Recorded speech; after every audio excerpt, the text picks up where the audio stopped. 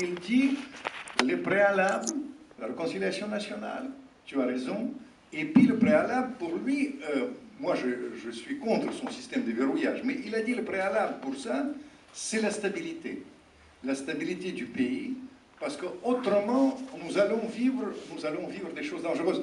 Et les Russes, vous savez, c'est quand même un pays particulier.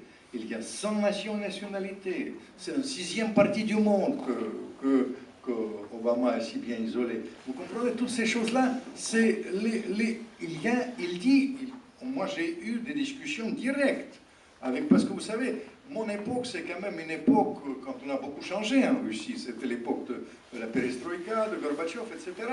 Il n'aime pas cette période. Même si au début, il dit, vous étiez Gorbatchev, il dit qu'il était incompétent.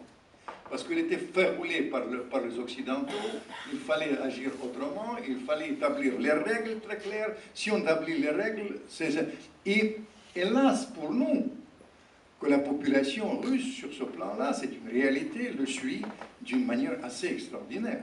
Et vous allez voir, il sera élu. D'ailleurs, franchement, on dit les élections, mais il a tellement de présence en Russie, et je vous prédis qu'il terminera pas comme président du tout, mais pas comme Premier ministre. Il sera le président de club de judo, et il sera néanmoins le maître de la Russie, autrefois, Deng Xiaoping, il était le président du club de bridge.